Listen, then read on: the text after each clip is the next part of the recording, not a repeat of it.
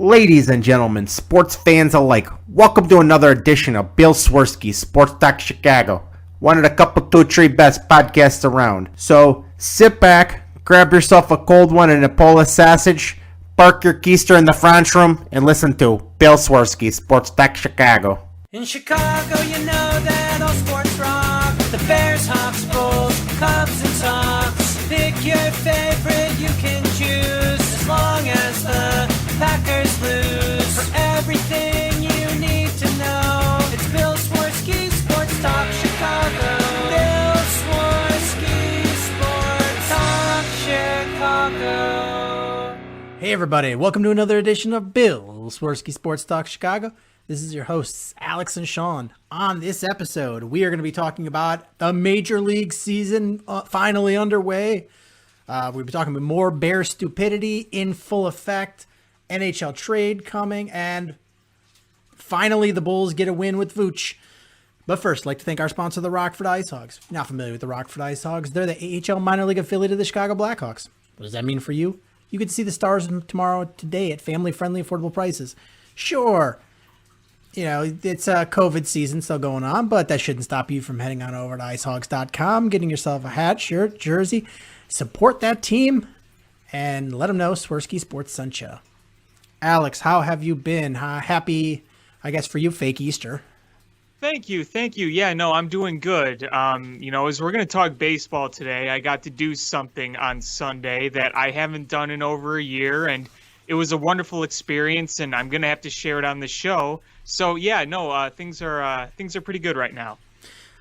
Where do you want to start? We've got a little bit of everything here. Well, we might as well start baseball, right? I mean, it's finally underway. Yeah. So we have North Side, South Side baseball. Because we're playing favorites, let's start with Cubs. Wow, you just sorry, White Sox fans. Sean just said that. Yeah, I'll be getting a text tomorrow from Gary. Yeah, see, you admitted it. Hey, at least you're honest, right? Listen, I've grown to like the White Sox, but I'm a Cubs fan. Yeah, I am too. I can't lie. And I'm watching the Cubs game now, and it's been brutal up until about 30 seconds ago. Yeah, well, this is one of those games where there's something big going on, aka the national championship, and I think they want to watch it, so they're trying to get this game done as quickly as possible. Oh, I know. This is like a land speed record for games. They're just flying through. 1, 2, 3, 1, 2, 3, and little soft ground balls. Especially because I felt like the games in the first Pirates series were really long. Yeah, I think that's fair. And so the Cubs started off with a 3-game set. And why is it that the Cubs always start opening day and then have a day off? Why? I think the logic behind that is if it gets canceled due to weather because it's Chicago. Maybe. Because I think the White Sox is the same thing for their home opener. They have their home opener against Cleveland, I believe, and then they have a day off after that. I guess that makes sense. So, yeah. We don't play down here.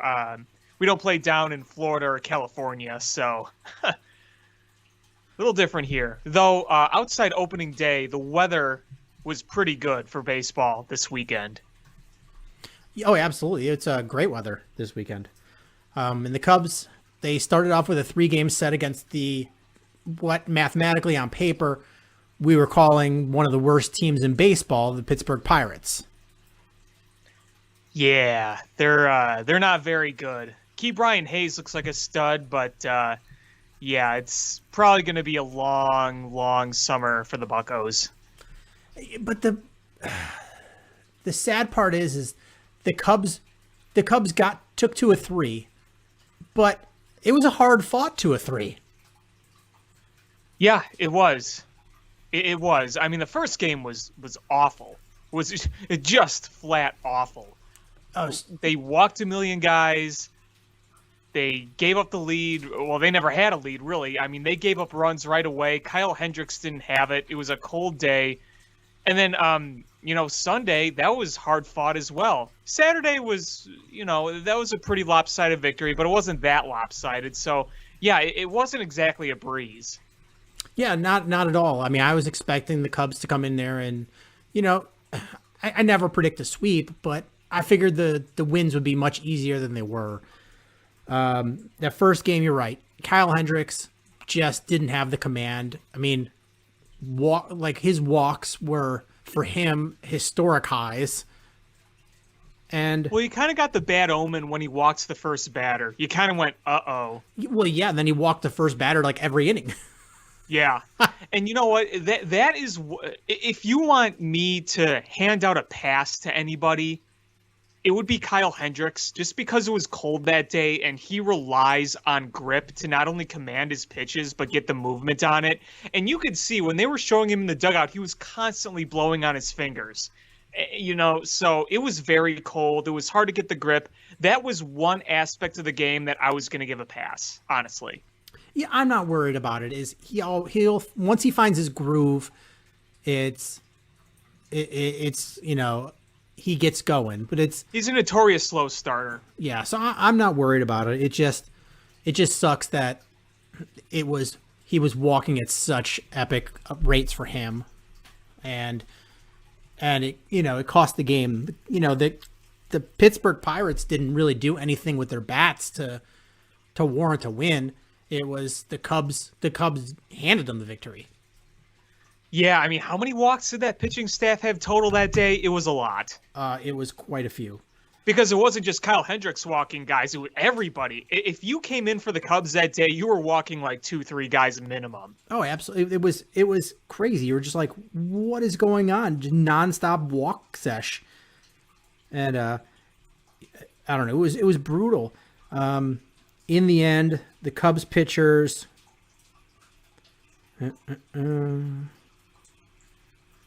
Hendricks had 3, Workman had 2, Brothers had 1, Adam had 1, Winkler had 1, Chafin had 1, Tepera had 1, Mills had 1. Oh, I'm sorry, Mills had none. Oh, good for him. Yeah. He was the only one that didn't walk anybody. The only one. So, yeah, everybody was just walks. Walk. That's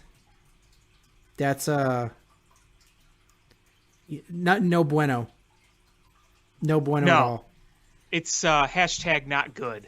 I mean that was, you want to talk about a long game? That was like what, 4.5 hours? That just miserable. Like the first inning alone took forever because the Cubs loaded the bases with 1 out. They walked a bunch, and that took a while. So you had a long first inning for Kyle Hendricks, and then you had a long first inning for whoever the Pirates starter was. I couldn't remember. Chad Kuhl, I think it was. Yeah, it was cool. Yeah. It was cool outside, too. Oh. But yeah, I mean, that was just a brutal game. Not fun at all to watch. And that put a sour taste in your mouth. Oh, I know. And, it sucks is when they have the day off the next day is everybody's just lambasting the Cubs because you have one game to go on. Yeah, exactly. I mean, it's a long season, and rightfully so. It's the thing is all the problems that other than Kyle Hendricks walking people, most of the problems that you saw that day were problems that have just plagued the Cubs since the season after they won a World Series. Well, yeah, I mean, I think that's why. Oh, do we have 3 home runs? Yes, we do. Sorry. Okay. 2 home runs. No, 3. Nuh-uh. David Bodie just hit a home run. Yeah, he hit one, and Contreras hit one. And Baez hit one.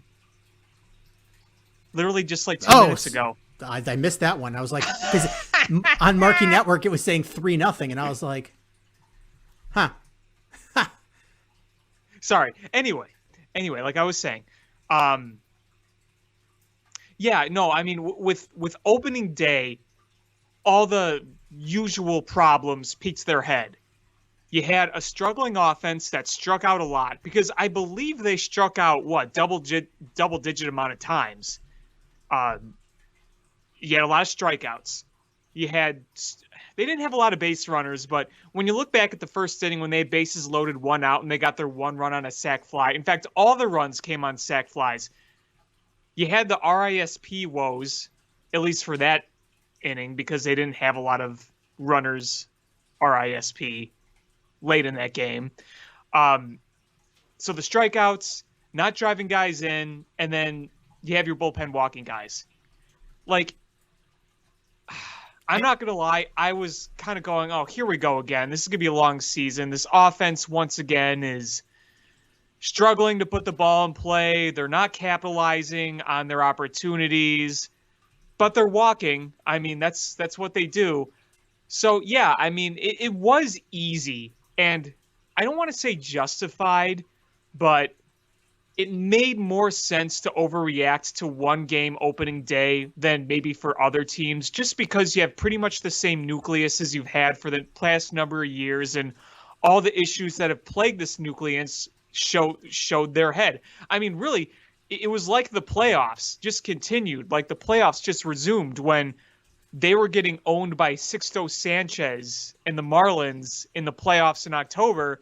And then you're back at Wrigley Field again the first thing after, and it looks more of the same. A lot of strikeouts, not a lot of balls in play, and not taking advantage of the scoring chances you had. So, you know, I'm very pro don't overreact in game one of 162, but I think there was a bit more of a reason to be somewhat aggravated just with the history of what this team has done in recent years. Every single position starter struck out at least once. Bryant carried over from a bad season, go 0 for 3 with a strikeout. Jock Peterson went 0 for, but you know he had a nice couple of at bats. He didn't come to anything. Baez had a sac fly. He had the sac fly. Baez went 0 for 4. Hayward went 0 for 4. Happ went 0 for 3. And it's like, oh my God, we're starting off the same way. And it's super frustrating. And you know, when you have the whole next day to do nothing but break it all down, you know, it's, of course you're going to see Cubs fans get all worked up about it, you know? Yeah, exactly. So I was glad that on Saturday they at least showed some life with the offense. And Saturday was a big day for the Cubs. Because not only were you trying to get your first win of the season, you had the return of Jake Arrieta. And I mean, that was far and away the best game of the series. And it went pretty much as you'd hoped, I would say. Jake Arrieta's pitching could not have been you couldn't have expected any better than he did. Yeah. I mean, you got to put his position where he is in his career in perspective. And I think everybody understands that. When we brought Arrieta back in, neither the Cubs, himself, or the fans expected him to be the 2015, 2016 self. We know those days are behind him. He's 35 years old. He's not throwing quite as hard as he once did. But you have to go out there as Jake Arrieta, find ways to get outs, and grind. And that is exactly what he did. I kind of detailed his performance in an article. As soon as his outing finished up, for Cubby's Crib, I kind of wrote in detail what he did. So he struck out 5 guys, walked 1, threw 84 pitches. He was throwing his fastball, sinker, two-seamer between 91, 93. And, you know, I'll take that at this point. I mean, we don't have a lot of guys, at least starters, that throw very hard. I mean, you look at Zach Davies, you look at Kyle Hendricks. They're not throwing 90 plus. So, you know, 91, 93 from Jake Arrieta at this point of his career, you'll take that. He had some really good movement on the sinker, a lot of running action. The breaking ball had some very good action.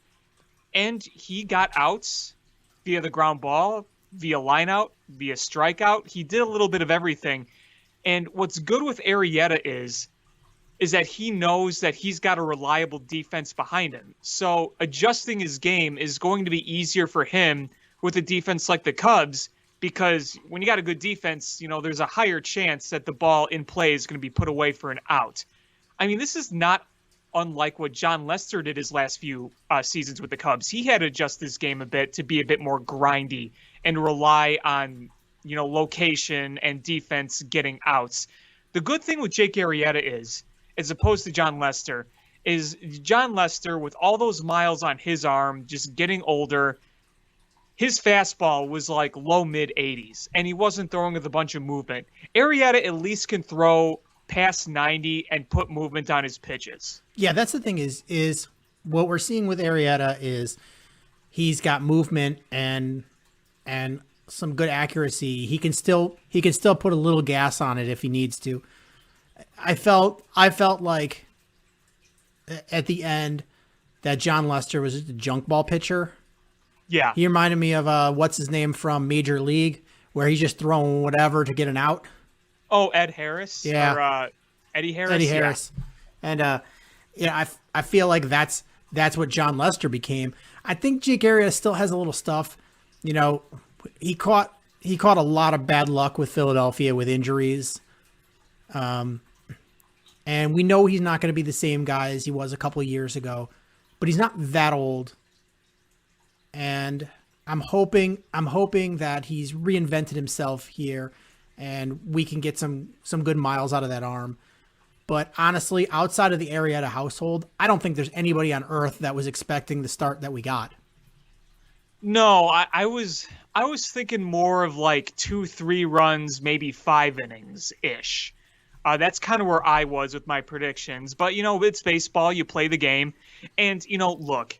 Here's the fact of the matter: there are going to be some starts from Arrieta where it is not going to be pretty at all. No. You know that. Yeah, I mean there's going to be times when he just doesn't have the movement on that ball, or he's going to be not quite as accurate, and he's going to get rocked.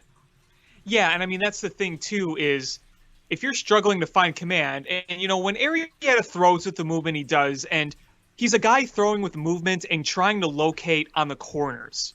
He's trying to pinpoint where the ball is going to go. When you throw with that kind of movement, you're bound to miss a bit because the ball's moving. And, let's say you're not getting the corner. Let's be real. Umpires are different, and sometimes they're going to give you that corner, and sometimes they're not. And if you're falling behind guys, then it's more likely that you could end up giving more base runners and more runs. So, who knows? The next start for Arrieta could not look very good. The one thing with Arrieta is it's kind of hard to predict what he's going to be. He'll have a stretch of good games, he'll have a stretch of bad ones. It's just kind of however the ball is running for him. So you're not going to expect great. You're not always going to expect terrible. You got to be kind of right in the middle with him. And I think everybody gets it. I really do. I'm just watching this game. Do you think Pirates fans are watching this game going, what the hell? What the hell? Well, I'm going to say this, and, it is still, knock on wood, early, but I think this is one of those games where Trevor Williams, coming to a team that his family rooted for with his father in the stands, I think it's fair to say the adrenaline's pumping a little more, and he's gassing it up a little bit. But so far, it's been great to see. I mean, 2016 with the Pirates, he had a 7.82 ERA on the season. 2019, he had a 5.38 ERA. Last year, he had a 6.18 ERA. And now he just 3 up, 3 down, mowing through the Brewers lineup. Sean, when the Brewers come up next and they score 5 runs off of him, I am going to kill you. You can just put cyanide in my pizza. Oh, I'm putting more than just that on that damn thing. Cyanide and white dog turds. You are about to get the worst gift ever, and I am just going to plop it right on your doorstep and just leave. But then, honestly, another big surprise on that second game, the Saturday game for the Cubs, Craig Kimbrell. Yeah, and this is another thing I want to knock on wood, but those first two appearances for Kimbrel, that's as good as we've seen from him. And look, it's not just he's facing the Pirates. He's walking guys. He's only throwing 91, 92. He's just getting lucky because the Pirates are bad. No, he's throwing 96, 97, 98 on the corner. And he was pinpointing on the corners. Like, they were perfectly located. The Pirates had no chance at hitting those. And the breaking balls got the movement on it too. So, damn, I mean, that legit is as good as we've seen him. And as they said on 670 The Score this morning, no matter who you're facing, a ball on the corner at 98 is a ball on the corner at 98. That's tough for any team to hit. I just if hope he could keep that up, man. I hope he keeps that up long enough for us to get a Gleyber Torres from somebody for him at the trade deadline. Well, that's the thing. I mean, like, a good Craig Kimbrel, a dominant one, can benefit this team in so many ways. It's either going to give the Cubs a reliable closer that can help you in a playoff race, or it could give you a nice, valuable trade chip. Yeah, absolutely. But I'm still weary. I'll be honest with you. I want to trust Craig Kimbrel because for a decade, the guy was the best closer. I mean, historically good numbers. The resume should tell you that you should trust one of the best closers ever. But just what we've seen the past few years, it makes me nervous. But I am at least comforted seeing the fastball at 96, 97, 98. Because even if he was getting outs efficiently with like 91, 92, that would be, in my opinion, more cause for worry. But he's pumping it up. Right. Agreed. And then the third game, we saw our first bit of Zach Davies, and he had a solid start. His first 5 innings were great. Yeah. It just kind of fell apart in the 6th inning. And it was kind of weird because, he was cruising, got the first 2 outs. He gives up a slow ground ball single that just found a hole, and then he made one mistake to Colin Moran, and it was out of the park. And it was a 3-2 game all of a sudden. So really, he only had like one bad pitch. I swear, when you have 2 outs and you give up that slow, ground ball, it's like it always happens. You're like, man, disaster's about to happen. It's like seeing a black cat cross your path. You're just like, damn it. Yeah, no, it's so true. It's so true because literally the second that small roller came and then Colin Moran, a guy who's killed the Cubs in the past, I'm like, oh, here we go. And then sure enough, he hit it out. And, it's funny, too, because when he hit it, I'm like, okay, that's a warning track shot. And then Peterson just kept drifting back, and all of a sudden it was gone. But, things we've seen in this series so far, and it's 3 short games, and then halfway through this 4th game is Jock Peterson still doesn't have a hit. After tearing it up in spring training. No, but the good news is his outs have been productive. They have. They've been some loud outs. Mm-hmm. And it looks like Chris Bryant has a little tweak in his stance, like his at-bats. Like, it looks like maybe he's got more weight on his back foot, but he looks like he's got like a bit of a different stance. Yeah, let's hope. Let's hope that can give him a good year because, the last 2 games against the Pirates, he had a home run, he had a double, RBI single. He looks pretty good. I mean, the thing is the expectations are high because he's an MVP. He's still young. He's an MVP, Rookie of the Year, won a World Series. Our expectations are high. He's looked okay, but it doesn't look like he's back yet. So I'm gonna just patiently watch and see how he does. Yeah, agreed. He hasn't looked good today. But But I we'll will see. say this, but you got to say this about Chris Bryant. His plate discipline has not disappeared. That's true. I mean, for me, really, it's just about him squaring up the ball, making good contact. In terms of discipline, he still is great at that. I just want to see him get a little more aggressive. Yeah, no, I think you're not the only one who feels that way. Like we don't want Chris Bryant to walk. We want him to put the ball into play. It's kind of the Joey Votto complex where Joey Votto would often pass up the opportunity to swing and hit the ball hard, instead just take the walk and get on base. I mean, you don't want to complain too much about getting on base, but I've always felt that if Joey Votto kind of sacrificed some of the patience, he could easily be like a 35 home run guy every year. You know what I mean? I mean, they've said that in Cincinnati. He's an amazing ball player, but sometimes he will sacrifice hitting the ball hard for just patience and getting on base. And I think that's been a Cubs trait for the last several years is everybody they worked so hard to get guys that have a good eye and patience at the plate that and high on base guys, but sometimes you need contact guys and you need to be able to make contact and hit the ball hard and drive runs in. It's real hard to walk runs in. Yeah, no, I get that. I do. So, there's a time and place for a lot of patience. If you got an absolutely dominant starting pitcher, sure you want to work him, get that pitch count up, and get to the bullpen. But at some point you've got to make contact and a walk here to walk there, and we've seen how that works out. Is you score 1 or 2 runs, and your pitching staff better be real good, or else you're going to lose 3-2.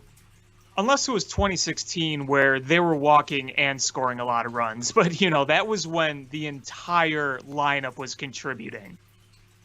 And that's the kind of the funny thing about this Cubs squad is that it always seems like, at least since 2016, when someone's hot, someone's not. So let's say Bryant is getting on base like crazy, and then Baez is in one of those strikeout slumps. Or vice versa. Bryant can't get a hit to save his life, and Baez is on one of his tears. It's hard when it feels like guys are just hot at different times. But then there was, 2015, 2016, where they were always in sync, always clicking. So you would take those walks because they were coming in and scoring. Now just the consistency isn't there. Even though you are drawing walks, you're not getting enough of the contact. Yeah, walks plus home runs equals good. Walks plus not a lot of home runs and a lot of strikeouts equals bad. Right.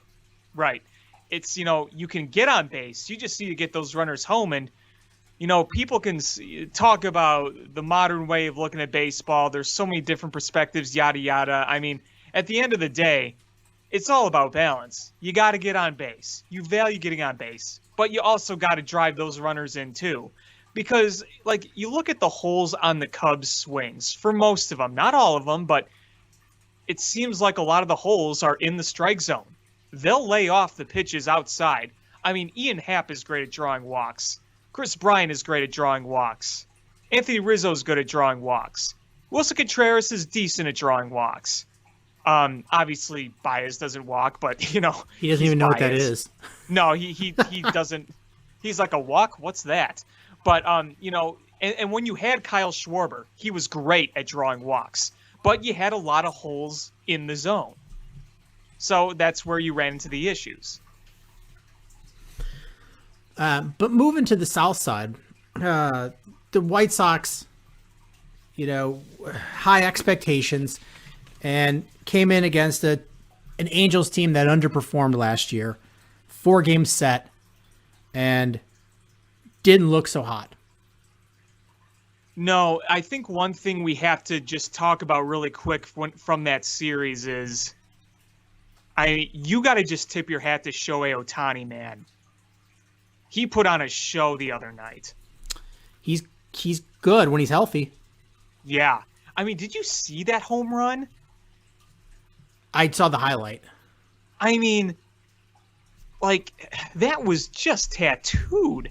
And then he was hitting 100 miles an hour on the fastball, and the splitter was dipping and diving and getting all sorts of crazy movement. I mean, that was just putting on a show. So I got to tip my hat to him on that. I mean, when he's healthy, he's very, very, very good. Also, I'm just going to relate this to the Cubs really quick, really, really quick. Just particularly about last night's Angels-White Sox game. As much as I appreciate what Joe Madden did, watching last night's game, let's just say there are things I don't miss. You know what I mean. Yeah. I mean, he lets Shohei Ohtani in there arguably 4 batters too long. He always leaves pitchers in there way too long unless their name is Kyle Hendricks. Exactly. Why does he hate Kyle Hendricks? I don't know. Like, Kyle Hendricks could have been good for another, like, 2 more innings. He's like, no, we got to get him out. Everybody else, he just leaves him in there too long. Yeah. and wait, another Madden is this. You leave a guy in too long and put in Steve Cishek. And he almost did that last night, too. He was leaving in Shohei Ohtani, and guess who was warming up in the bullpen? That's who he brought in, Steve Cishek.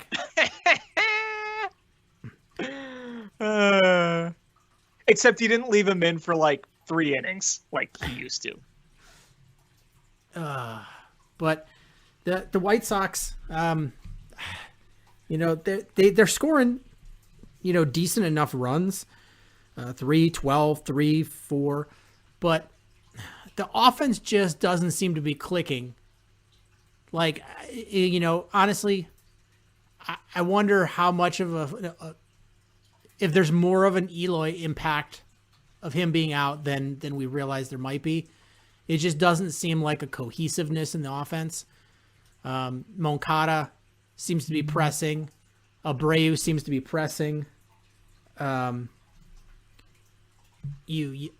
We're still waiting on the first hit from Vaughn, who everyone was like, no, he's going to be fine. And right away, he starts off with 0 for his career. If it's not for Yerman Mercedes, the offense is really struggling. Yeah, how about that? 8 for 8 to start the season. Wasn't that like a record? It was. Yeah, 8 for 8 to start. And you know what? And I'm really happy for him. And that's an awesome way to start your career. But don't get too excited about it. He's a 28-year-old rookie. I don't have hopes that he's going to be an MVP. But take him for what he is and ride the hot hand, Yeah, absolutely. I mean, if he keeps hitting, you got to keep playing him. And yeah, you look at the White Sox offense and, granted it's only been 4 games and I think these guys will heat up, but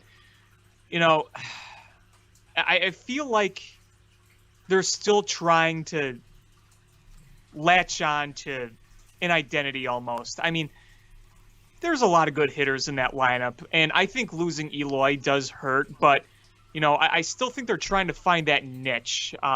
You're seeing a lot of whiffs, and I mean, look, you got a lot of young players, and naturally, the young players are going to strike out a bit, and that's just kind of part of the adjustment. It's a matter of how they make the adjustment. And losing Tim Anderson kind of stinks with the hamstring injury, but I feel like they're just 1 or 2 really good offensive games away from just figuring it all out, or I don't want to say figuring it all out just like a snap of a finger, but getting them back on track and righting the ship. And they got a great opportunity to play. They're playing the Mariners next, and I think they're facing a lefty tonight.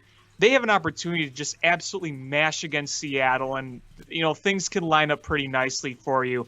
It's just a matter of them kind of getting back in motion. And I know it's more difficult now that you have a few injuries, but I mean, look, you still have Luis Robert, you still have Jose Abreu, you still have Yoan Moncada, you still have Adam Eaton. So, it's not like even with the 2 injuries, you lack for hitting talent. So I just feel like they need a breakout performance or 2. I just think it's I don't know, irony is probably not the right word, but poetic justice here. It's probably not the right term either. But the Rick Hahn said right before the season started, he's like, once we get the lead, he's like, Aaron Bummer's going to shut it down. Our bullpen's going to shut it down. And game one, Bummer gets the loss. Blowing the game. I just thought that was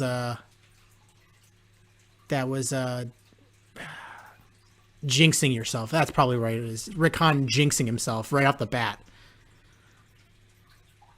Yeah, and I mean, to be fair, that magical error really hurt them. Well, that's a problem. Is the White Sox were not a good fielding team last year. No. And they're not a good. I mean, they didn't do anything to improve as a defensive unit. I mean, I guess Eloy's injury gave you the opportunity to maybe put somebody serviceable out in left, but you put Vaughn out there, Andrew Vaughn out there one game, and he's not a fielder. You've got Billy Hamilton out there, I guess. And I mean, when Billy Hamilton is getting multiple starts right off the bat at this point in his career, you're like, what the hell are you doing? Yeah, they need Adam Engel back, don't they? Or pick up somebody else. Just do something, man.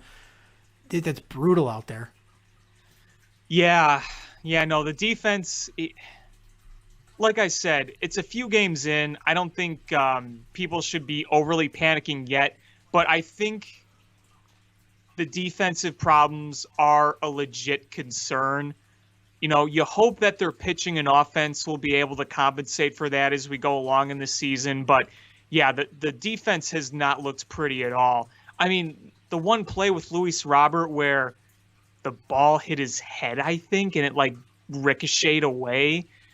That was weird. And obviously the big error I mentioned earlier by Magical in Game 1, you don't want to see that from your defense. And the weird thing about Magical is I remember people were saying that Magical was a Gold Glove caliber defender, and he might end up being someday. He's very, very young. He hasn't even played a full worth of MLB experience, but he's already made some pretty big errors, and they're gonna have to work with him to kind of tighten that up a bit. The thing is, I never played at anywhere near that high a level, but I get you struggle with the bat, when you go to a higher level, or, you struggle with some of the pitching, but that glove is the glove. Either you're a good fielder or you're not, and you carry that everywhere you go. I just don't understand that.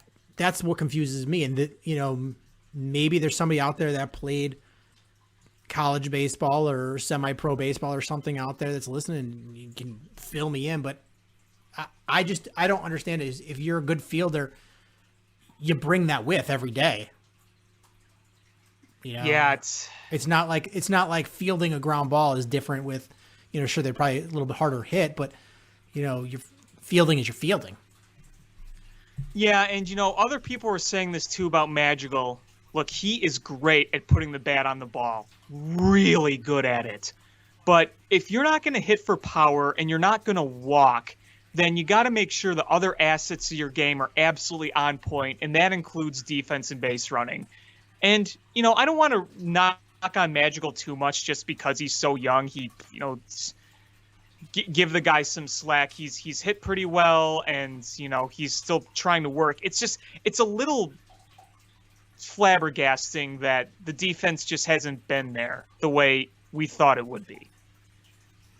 No, not at all. And this is not the start that, and this is a really long season. I'm not Chicken Little here with the sky is falling by any stretch. Oh no. I think they'll be fine. But this is just not the way you plan to start. Is the last 10 days or so have just been really brutal to the White Sox with the Eloy injury and then the start of the season so far. Yeah, and the other thing too that we got to remember is the White Sox are going to still have some growing pains because they're still very young, but you're at the point where you got to figure those out pretty fast. And I'm still confident the White Sox will be one of the forces in the American League this year, but they can't afford any more injuries, man. I mean, now you got Tim Anderson hurt. Eloy's going to miss a few months. If you're not going to bring in depth, you can't get hurt anymore. You got to stay healthy. Yeah, I mean, and you're supposed to. This manager you brought in is supposed to be the guy who, carries you through this, and he steadies the ship, and et cetera, et cetera. And I don't know. Is any White Sox fan happy with La Russa right at this point? ESPN tried to say that Chicago was celebrating that they were bringing in La Russa, and I don't think that was the case at all. I think that they probably wound up in the wrong city. And they missed Chicago completely, missed their connecting flight, because I live here. I live in the city, and I have not heard that at all. No. And, I don't want to make any declarations just yet, but if I think there is something that is going to frustrate a lot of people, it could be the manager situation. And it's not that he's not a smart baseball guy. I mean, he's in the Hall of Fame, but he was too slow to challenge a play that should have been challenged on opening night. The last time he had managed a big league game that counted, replay wasn't even a thing on that play. So I just wonder how in touch he really is. I don't know. No, and the way he's divvied up at bats so far, the way he's gone to the bullpen, his bullpen choices so far, it's just. I mean, maybe it's he needs some adjusting time because he hasn't managed a game that counted in how long. But I don't know, man. That's it's so far not so good. Yeah, but like I said, you can dominate the Mariners and right the ship, and then you come home. So, it's not all doom and gloom for the White Sox just yet. I mean, if you want to look at some other positives from the White Sox, the first few innings from Lucas Giolito on opening night were really dang good. So you got to take that as a big win because Lucas Giolito is your most important pitcher, and for him to look good, that's that's a good sign. I know he eventually had to get pulled, but overall he pitched a good game. So hard to complain about that. You just need some length from him. Yeah, Lance Lynn before he got injured looked good. Kopech came in that win in the series and looked good. Yep. Keuchel did not have a good start, but he's another guy. He's a veteran. You feel like he's going to be fine. So if you get those top three guys going, and you've got too many bats for your offense not to start clicking. But yeah,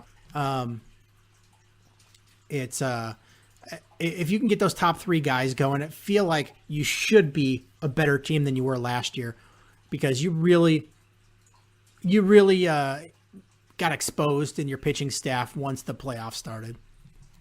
Yeah, and they were able to shore up some of that pitching depth. You brought in Liam Hendricks, you brought in Lance Lynn, and you're going to get more time with Garrett Crochet, and you're going to get Michael Kopech back. So, yeah, I definitely think this pitching staff is much better than it was last year. And, last year there were some, before things kind of went south in the playoffs, there were a lot of good things to like about the pitching last year as well. I mean, you had Lucas Giolito, you had Dallas Keuchel, you had a good bullpen. So, the bullpen being off to a rough start, it's frustrating. I think fans have a right to be frustrated about the start, but I'm not going to hit the panic button on that just yet, because if you readjust things and you're able to capitalize with Crochet and Kopech, I think things will be okay.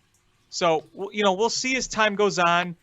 So, my main takeaway from the White Sox is I wouldn't panic. I'm not hitting the panic button. I'm not making any declarations. It does suck to see the way they started off, but let's hang tight for now because I think things will get better. That's my opinion. You know what? Honestly, though, the absolute, and I think most White Sox fans will be in this camp when they hear this, the worst thing about this series, and something I'm really not looking forward to this coming series, is these games are on too damn late. Yeah, West Coast. The game tonight is starting at after 9 o'clock. Starting after 9 o'clock. I think White Sox fans are looking forward to them finally coming back so they don't have to watch very late at night. I know. Give me an afternoon start at some point, please. I think they're finally getting one in like a few days. Yeah, I enjoy late in the afternoon of work. Now that I'm working all from home, is the TV in my office. I just put it on with baseball, and get to listen to baseball as I finish my work day, and I like that. And I don't care which team it is. Just give me that afternoon baseball. Mm-hmm. I don't think game one was an afternoon game, but after that, it's all been either weekends or night. Yeah, like today, working from home, slow day at work, and on the TV, I flipped between Twins and Tigers and Royals and Indians. So you had some nice AL Central games going on today. Speaking of which, did you see the 2 home runs Nelson Cruz hit today? I didn't. You got to watch them. I mean, we're talking like 117 mile an hour exit velocity way out of Comerica Park. This dude's over 40 years old. Oh, man. Baez just took one. Ooh, yeah, I just saw that. Ouch. Oh, that looked like it was right to the knee. He did not look happy. Nope. But anyway, like I was saying, check out those Nelson Cruz bombs. And then Giancarlo Stanton hit a grand slam that went 10 trillion feet. So I miss watching those home runs, those just majestic shots, and seeing those again is fun. Just a couple of things around the league that so far is Miguel Cabrera's first home run in game one, where he didn't know if it was a home run because there was too much snow, so he slid into second. That's a good point in the season so far, like that, where there's too much snow for Miguel Cabrera to see, and he slides into second. And I don't care that he's not a Cub anymore. Nick Castellanos fighting with the St. Louis Cardinals always gets me hyped. Oh my goodness, wasn't that something? I mean, and the Reds just steamrolled the Cardinals those last 2 games. And man, I loved seeing Castellanos taunt. It was so good. The fact that he got a 2-game suspension is the biggest BS on earth. He didn't do any rule breaking. No. And the people who actually tried to throw fists didn't get anything. Yeah, he didn't throw a punch. He taunted, but who cares? He walked away from it all. Didn't do anything. Didn't throw a punch. Nothing. That's garbage. Garbage. Yeah, and I think every baseball fan can agree. I think most baseball fans can agree. Screw the Cardinals. That was funny though. That was funny to see. Like I love seeing that energy. I mean, and you know, the Cardinals and Reds have a history, man. They really do. Do you remember that? I think it was 2010. Do you remember that massive fight? I think what was that catcher's name? Jason LaRue and I think Johnny Cueto. were like spiking each other. Like, it was just a massive brawl that lasted like 5-10 minutes. But that wasn't it. Remember who was it? Was it Brandon? Yeah, Brandon Phillips was exchanging words between the Cardinals and the Reds. Yeah, there's been some good fights between those two teams in the last, I don't know, 8-10 years. And you know what else is weird too? And it's not necessarily because the Reds are doing it, like not calling them like a feisty team. It just seems like they always get involved with bench clearing brawls every year. Like, remember all those fights they've had with the Pirates over the years as well? Yeah. And the time with the Cubs with Anthony Rizzo yelling into the dugout and Aroldis Chapman, that was 2014. It's like whether it's their fault or not, and a number of times it's not necessarily their fault. They just happen to be a team that always just gets involved in scuffles for whatever reason. Because nobody likes them. I said it. Nobody likes them. You have scientific proof on this? I do. I have a large study, and it's rock solid, and it says that 99.9% of baseball fans, plus or minus 0.9 or 0.1%, hate the Cardinals. Oh, I was talking about the Reds. Oh, I don't know. I don't care about the Reds. The Reds, the Reds. It's just they're like a little brother team. They're feisty too. The Reds are the Reds. They're just the Reds. It's like, maybe when they win something. I mean, I remember, God, when it's like 92 when they started the season like 17-0 with Barry Larkin. Like, I was like, man, that's when I hated the Reds. Now I just find them mildly irritating. I was never really around for when the Reds were really, they had a few good years in the early 2010s. You remember they won the division in 2010 and then in 2012 and then made the playoffs in 2013 as well. But outside that, the Reds were never really anything in my lifetime because I was born in 94. So that was a few years after the Lou Piniella World Series year. And obviously the Big Red Machine was way before my time. So mine too. Yeah, mine too. To be fair, they're well before my time as well. Yeah. So, kind of the same thing with the Pirates too, because the Pirates have had a number of world championship teams, but they were just well before my time. In my lifetime, I think the Pirates have only made the postseason like 3 times, and that was 13, 14, 15. Other than that, they were never close. But it's nice to have baseball back.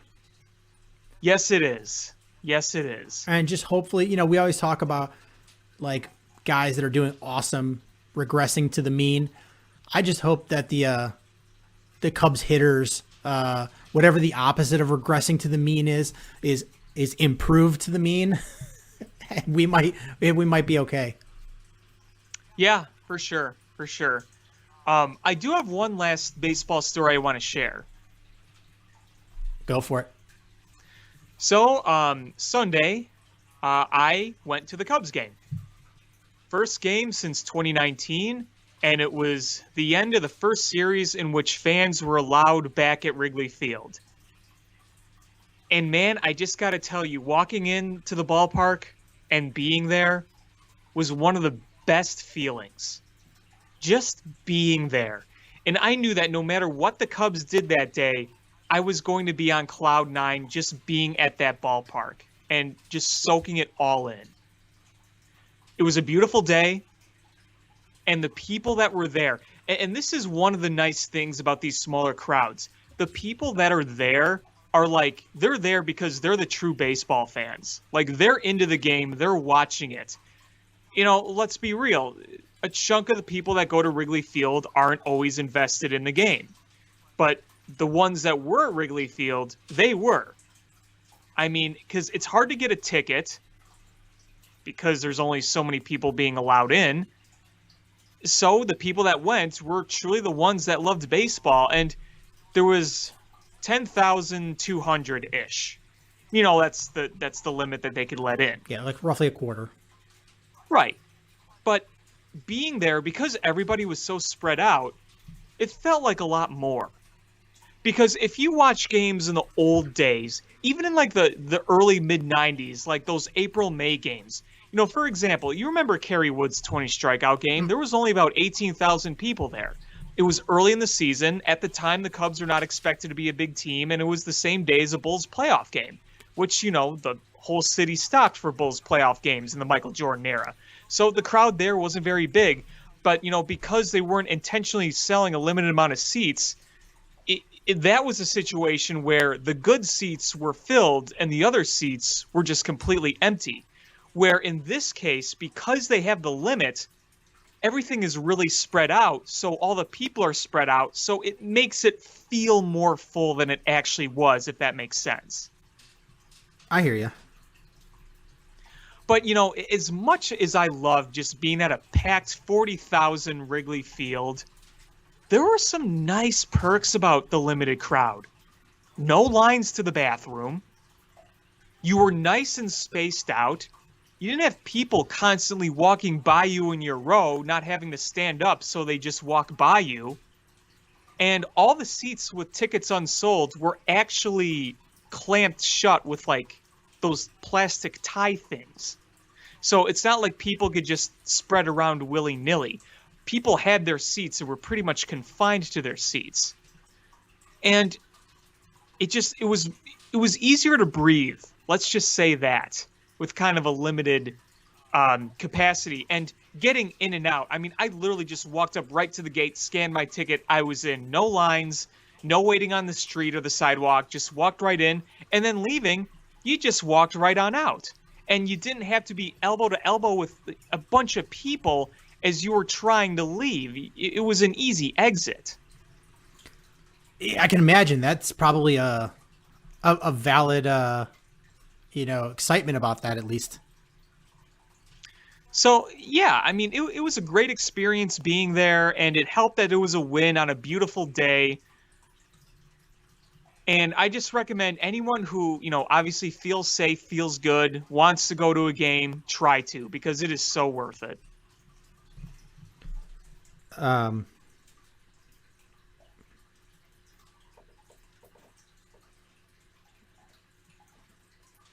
Yeah, so that's and if I remember correctly though, that Kerry Wood game, I think there was a light drizzle through that game, and it wasn't that warm. I'm trying to remember. Like I remember exactly where I was when watching it, and I want to say it was like around 60 degrees and a little like a light drizzle, and I was that's one of those games where you're just like, man, I don't want to go to that game. It's like first week of May. And honestly, I don't like going to games in Chicago until at least Memorial Day because you don't know what the weather's going to be or how quickly it's going to turn. But I do remember that the weather of that game was not the best. So not shocking that, about the crowd. Yeah, I mean, there was a good point of that game where obviously it didn't rain hard enough for that game to get delayed or whatever, but it was raining pretty steadily in the middle to late innings of that game. Yeah, I just remember, I worked in a warehouse and we had the back door open and you could just feel like the precipitation, when the breeze would come in, and I was like listening to the game on the radio. Because that was what? Yeah. 98? Yeah, 98. May 6th, 1998. I was 4 years old. I was 21. Oh, so you were just legal. I was just about to turn 21. I was turning 21 in a couple weeks from there, but so it was I remember that game.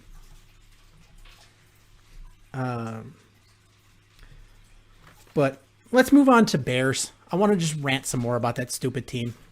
Do we have to? So, not only do we get trolled by the Bears official Twitter account, posting a stupid picture of stupid Andy Dalton saying QB1. Then we have a press conference where the Bears coaching staff is praising Andy Dalton and the things he can do and his decision making. How many playoff games has this guy won in his career? Has he even won one? I don't think so. I don't think so either. Like, what do they think we're going to do with Andy Dalton? What did he do last year that you were like, oh yeah? I mean, with that stud wide receiver core and a stud running back, and what did he do? What did he do that you're like, oh man, this is the guy? They're just trying to trick themselves into thinking that what they're doing is working. I mean, honestly, when they announced that there was going to be a press conference, I wanted no part of it. I didn't bother listening. I didn't want to listen. I was totally out. The only thing I can think is that they are selling this so hard to try to cover their tracks that they're going to draft a quarterback in the first 2 rounds. Yeah, I mean, honestly, no matter what they do, and I do think they will draft a quarterback, but no matter what happens, at this point, I got to believe that Andy Dalton is going to be the starter next year. They won't have given him all that money, and they won't have signed him. I mean, you know what? If they draft a quarterback with high upside, but not, I mean, they're not going to get Trevor Lawrence. Obviously, they're not going to get Zach Wilson. No. Obviously, they're not going to get Justin Fields. Probably not going to get Trey Lance. So at best, they get Mac Jones or, that would be best case scenario. And, if that's the case, you're like, all right, that's fine. Let him sit a year. Come in if Dalton sucks or if, he gets injured. So like I'm fine with that, but odds are, well, the way it just shaped up today, and I was completely, prepared for the Bears to have no shot at a first round quarterback this year. Sam Darnold got traded to the Carolina Panthers. Mm-hmm. Which is weird because Carolina, I think, was in a spot to be able to draft a good quarterback. And I have a feeling that everybody's been linking them to Trey Lance out of North Dakota State. And I'm thinking that maybe he wasn't the guy. It was probably Justin Fields or Zach Wilson. And now they're like, well, we can't go up and get him because... So they traded for Sam Darnold. Now they have Teddy Bridgewater that they're going to have to trade because you're not going to have like $35 million in quarterback between those 2 quarterbacks. You got to trade one. So somebody's going to trade for that was quarterback needy is going to trade for, Teddy Bridgewater because he's not a bad quarterback. I mean, I'd rather have him than Andy Dalton.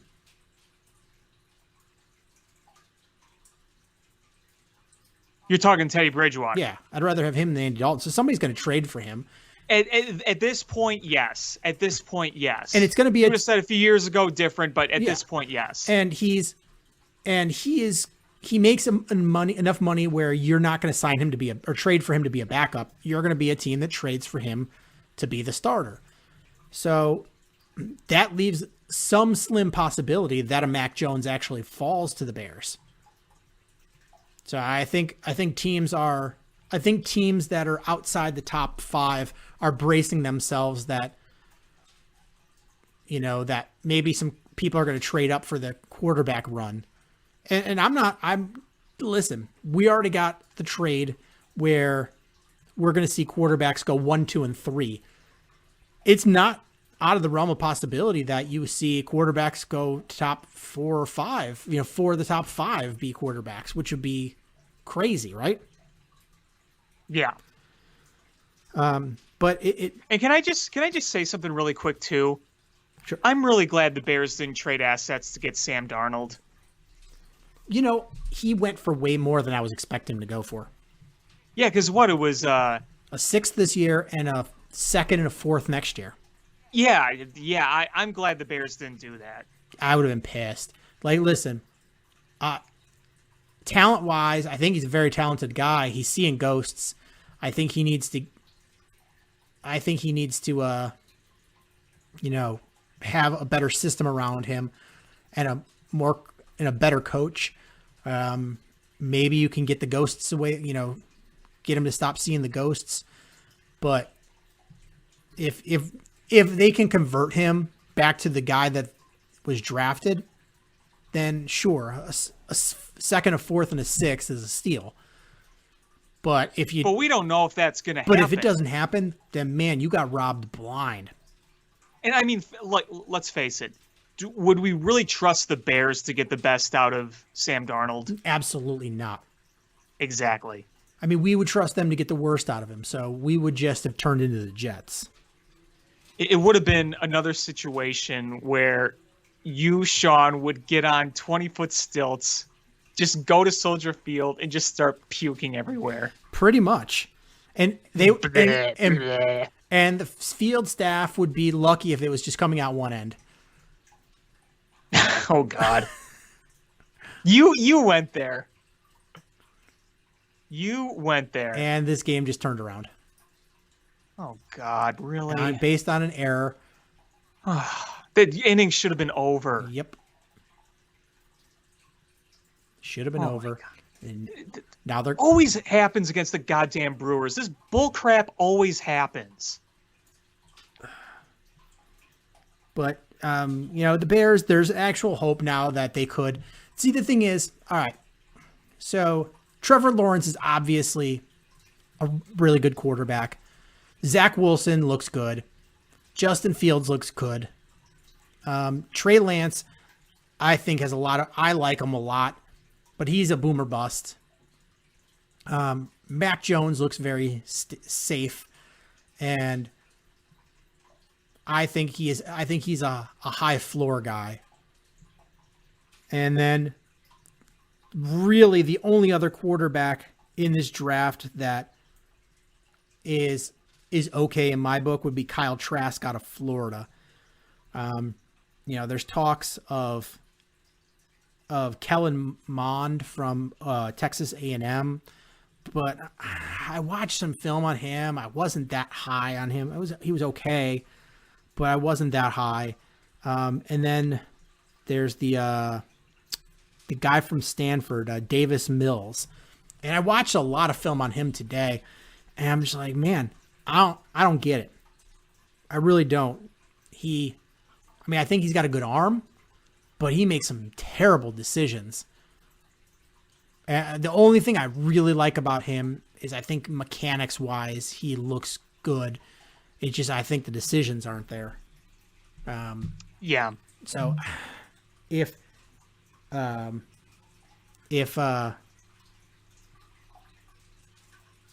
don't get if Kyle Trask passes them by and they don't have a quarterback, I don't want them to reach. I just want them to be like, you know what, suck it up and we'll figure it out next year. As we've been doing. Really, I mean, because the thing is, people be like, just draft a quarterback in the 6th and groom them. The thing is, the quarterbacks after the 3rd round really, really are terrible. You got Kirk Cousins and Dak Prescott and Tom Brady that are currently playing, and you're like, okay, but then you look at the history, and we went through it before. There's like the history of quarterbacks drafted in those later rounds, and it's garbage picks. They're at best a backup at best. You're not going to get a starter caliber. It's a shot in the dark. If you're going to do that every year and we'll take a flyer on a quarterback, then all right, that's fine. But when you need a starter and your quarterback room right now after this season is empty. You don't have a quarterback. And I don't think you're re-signing Andy Dalton and Nick Foles. So you got to figure that out. So, right. At this point, there's 1, 2, 3, 4, 5, 6 guys that I think are worth picking, and you have a potential shot at 2. And so, it's how far does Kyle Trask fall, and how far does Mac Jones fall? And I think the Bears are going to make a trade up to get one of those 2. I see it as they probably draft the best, whoever's highest on their board between tackle, when they get to the number 20, between cornerback and tackle, whoever's the highest on their board. And then I think they trade up in the second and go after Kyle Trask. I think that's their game plan. Well, we'll see. At least the draft isn't going to be as late as last year, so we'll know sooner than later. I'm just excited for the draft. I miss the draft. It's sad. I don't look forward to the playoffs. I look forward to the draft. That's such a Bears fan thing to do. Well, I'm looking forward to the draft so we can actually have an idea of what this team is, and I can truly gauge how much I'm going to hate next year. The draft is not going to change anything. Probably not. Because there's a lot of holes on this team. There's a lot of puke. It's just going to be exactly how much. Yeah, here's what you're going to see. You're going to see the Bears right now, they've filled their most neediest holes with stop gaps, like Artie Burns, Mr. Burns. But they've filled, like, if they went into the season right now as is, you're like, all right, at least they have enough guys to be able to fill the spot. It's not like, oh man, we do not have a tight end, or we don't have a right tackle. Like, that's not the situation. I mean, you signed Elijah Wilkinson. Between him, Jermaine Ifedi, Alex Bars, sure, you can probably find a starting right tackle that's going to be below average, but at least that's there. So you feel like you've at least got enough guys that you could have a competition if need be. But if you draft a guy that's a stud at tackle, you're like, all right, well, we're not blocking his path at all. Wide receiver, you're probably looking at Riley Ridley, Darnell Mooney, and Allen Robinson as your starters. So it's if you draft a stud wide receiver, if one of those really good wide receivers falls because everybody's been drafting quarterbacks, and you got a shot to take, one of those Alabama wide receivers or something, you're like, all right, well, I'm going to do that. And, you're not, like, you could start the season with Riley Ridley as a starter, but you'd rather have somebody that's better. So that's kind of what the Bears have done. And then once they go through the draft, afterwards, you're going to see them sign another couple of guys on 1-year deals to fill the gaps in of where they didn't pick up somebody they like in the draft. Yeah, you pretty much summed it up. Yeah, I mean, so our needy spots, our needy spots are going to be tackle, quarterback, cornerback, wide receiver, safety. And then after that, I could see them going after a tight end. I could see them going after a center. I could see them going after an edge or a linebacker. So they've got their needs, and then there's positions that they would love to improve, but they're not the neediest positions.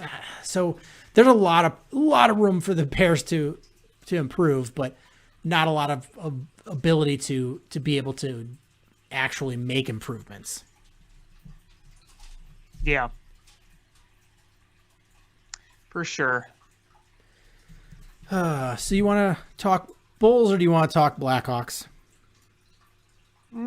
I guess Bulls, they finally won a game. I didn't see it because I was at the game, but it was nice to see them finally win a game with Vukovic. Yeah, you really saw some growing pains with the new trade pieces. I mean, I'm still happy they made the trade. I think it's the right thing to do, but you're seeing some growing pains, and you're finally starting to see some comfort level with having Vooch in the lineup.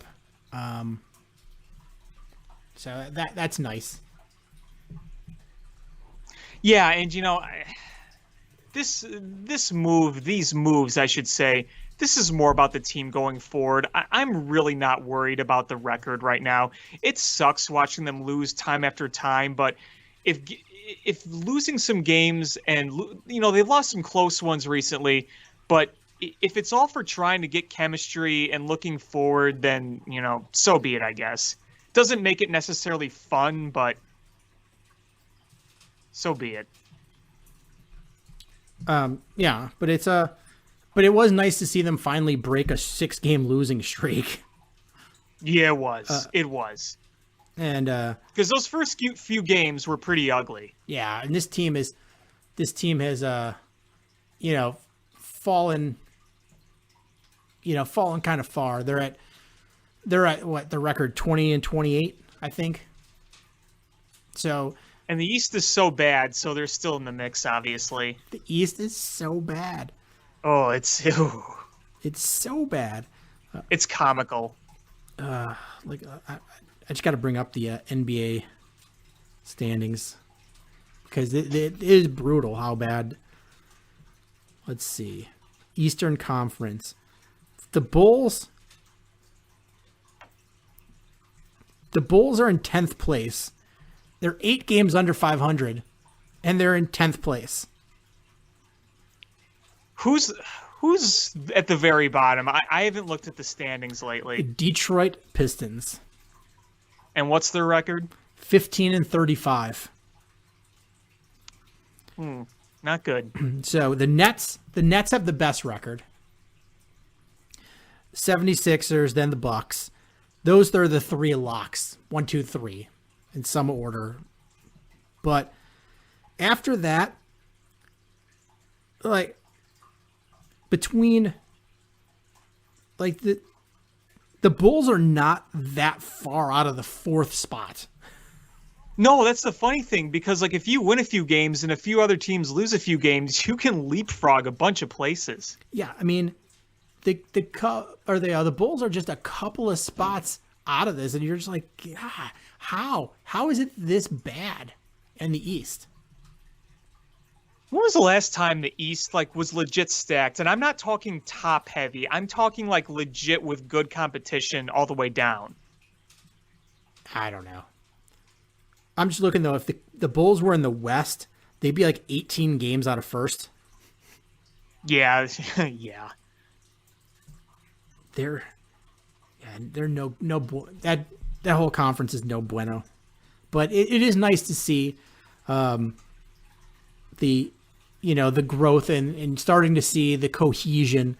I would say probably you're at 75-80% comfort level with Vooch in your offense, and you're like, all right, that's what we want to see. And they beat the Nets. That's a good sign. The Nets are a good team. It's not like they beat a scrub team to win that or break that losing streak. You actually beat a good team. Yeah, the team that's bringing in everybody now. Vucevic had. I know they're bringing in everybody. That's crazy about the NBA. You're just everybody's rich already. So at this point, they're like, well, I just want the title. So let's go to the Nets. So I'll go to the Nets, yeah. But Vooch had a double-double by halftime of that game. You're seeing good things out of Tice at center coming in. I think this lineup is going to be good. Obviously Satoransky as your primary point guard. You're going to have limitations. And you still have Kobe White out with, what is it, neck pain? Yeah. Pain in the neck. Literally pain in the neck. So, you'll see at least some scoring boost when he comes back. Nice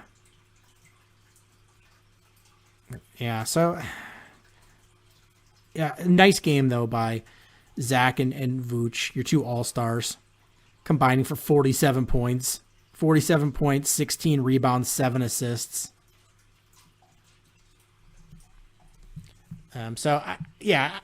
This team you're going to see, I say give it another week, and you're going to start to see some real glimpses of good basketball.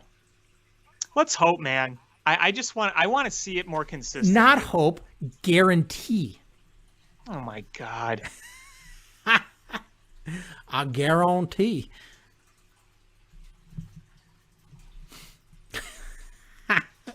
Bulls fans are just like, God damn him, shut up. And literally, can I also mention that right after you mentioned about Trevor Williams in this Cubs game is when he started giving up a bunch of base runners. I am a supreme jinxer. God. That's why Andy Dalton is going to be terrible as a Bear. Guarantee it. Lock it. Well, you didn't jinx Ryan Pace and Matt Nagy. I know. That's why you're getting your crap pizza. Why can't I reverse jinx? See, sometimes the reverse jinx works, and sometimes it does not. It never works for me. It's half and half for me. Sometimes it does, sometimes it doesn't. All right, so let's finish this up with the Blackhawks. Yeah. I think they've come down to earth a bit. Yeah, they have. They've really not played good hockey. I mean, that loss against Carolina when they scored the winning goal with 30 seconds left. Oh, that was a gut punch. It is such a gut punch.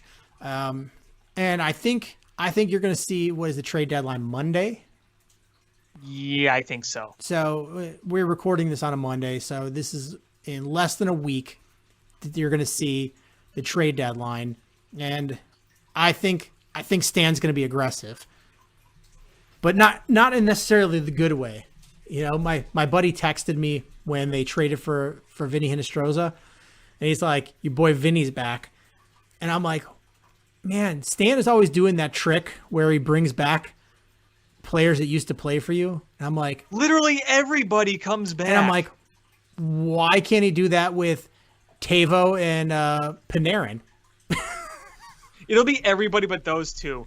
He's brought back Johnny Oduya, Brandon Saad, Vinny Hinostroza, Christopher Stieg. He even brought back Hobby Bulin. You remember that in 2014? Yeah, he's brought back Saad. He's brought back Versteeg twice. Yeah, that's right. I know the second time he didn't technically play on the team because he was with the Ice Hogs, but yeah, you can't count that, I guess. So he just is. I mean, Brandon Saad brought back. When they brought back Johnny Oduya, he was washed. Johnny Oduya. And, Johnny Oduya was so good the first time around for the Blackhawks. Really underappreciated player, in my opinion. But when they brought him back, he was old and slow. That pairing with him and the Hammer was so good. Oh, yeah. And what's crazy is that was, for as good as they were, that was the second best pairing on the team. And you're like, that is the recipe for championship hockey. That was the thing, man, about those Blackhawks teams. They were so deep. I miss that. I do too. I got a text from a friend of mine who I always rip on because I say he's got 8 favorite teams. But it's true. He's like, I'm a Red Wings fan, I'm an Islanders fan, and a Lightning fan. I'm like, all right, front runner fan. Did he just take out a hat and pick 3 names? I don't know. So he lives in Central Florida, so I can get. Well, the Lightning makes sense. And he used to live in New York, so I'm like, all right, I'm like, but where? You never lived in Detroit. You are front runner fan. But anyways, he texted me the other day and said, tonight will be Nick Leddy's 500th game with the Islanders. The 3 players they traded for him combined for a total of 0 games with Chicago. Wow. Yeah, Nick Leddy's been gone that long. Wasn't his final game with the Cubs, Game 7, or with the Cubs, with the Blackhawks, with the Cubs? Wasn't his final game as a Blackhawk the Game 7 loss against LA where the puck bounced off him? It might have been. It very well might have been. I think it was. Because I don't think he was on that 2015 team. Hey, where's Eric Sogard's stupid necklace that he wore last year? That stupid like puka shell necklace that are beaded necklace. Oh yeah. Like, what are you wearing? $10 they don't score this run. $100 they don't score this run. This is got a runner on third with 1 out and a guy that makes a 93% contact rate. Totally not scoring. He'll hit it right to someone. Yeah, and then they're going to stare down Marisnik on third, and the next guy's going to strike out. Yep. Yeah, that sounds about right. But, with the regression of the Blackhawks at a bad time, where they got like 15 games left or so, I mean, there's still a chance they make the playoffs, but I think now comes the part where, you start looking at the trade deadline, and maybe you can jumpstart some things here. Who's trade bait for this team? Well, that's the thing. Like, most of these guys are young players. You're not trading Kane. You're not trading Keith. You're not trading DeBrincat. Dylan Strome probably is trade bait. Sure, yeah. I just don't think he's going to bring you much of a return, but yes. Matthias Janmark probably trade bait. What's he going to bring you? I don't know. I'm not saying he's a bad player, but he doesn't really do much. Calvin DeHaan. He hasn't been that good this year. Oh, we were both wrong. Sogard, yeah, good for him. Double. Going to be a triple. Oh, yes, sir. See, this is what I love about having baseball back is when we're watching a baseball game in the middle of talking about the Blackhawks and we're talking about freaking Eric Sogard. Oh my God, that guy has the worst fashion sense. Nerd power, baby. Oh my God, he's not a nerd. He's a dork. Yeah. Big difference. Yeah, there's a big difference. Like back in the day, they weren't much difference, but now you're like, all right, nerds are cool. That guy's just a straight up dork. But hey, he hit a triple, and he did hit a triple. He hit a triple in the major leagues. That's more than I could do. I could go up there and at best take one, in my middle of my back and get on first. That's about the best I can do. Oh, so you're like Roger Dorn at the end of his career. Lean into one. He gets hit. Oh God! That little whimper. I would put on my biggest Barry Bonds elbow guard. That's like the size of a Buick. And just take one. Stuff your legs with like pillow casings. I got myself wrapped up like a mummy. and you like stand as close to the plate as possible. And like you crouch just a little bit. And a ball goes like high and outside. I fall down like, I got me. Oh! Everyone's just looking at me and I'm playing it off. in my worst spaghetti Western acting job. Oh God, I never thought a ball would hit me. Oh. I let out a Wilhelm scream. Ah! Just have a recording of it. But Calvin DeHaan, I think, is good as gone. I don't know who else you move. You got a lot of young guys. I just, anything to sort of shake up some of these guys that are not going to be future pieces. I think that's probably important to do. If you recognize who You recognize who of the youth is good and who is not, and then Calvin DeHaan is neither. Oh my God. I can't get over Eric Sogard has like 1987 softball cleats. It's the full package, man. He's got like best guy on your Central Florida beer league from 1987 cleats. These cleats probably have the original pump. He's like, he's at third going.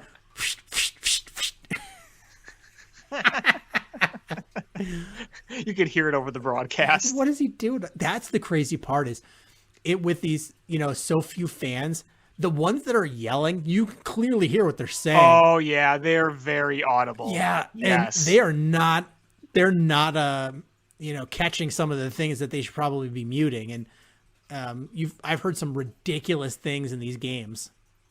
Yeah, that is one downside to this is that the individual fans are going to be much more noticeable. Yeah, I heard somebody, it was just clear as day. It was a lady, and she was just like, "You fucking suck." And I went, "Holy cow, did Marquee just let that go through?"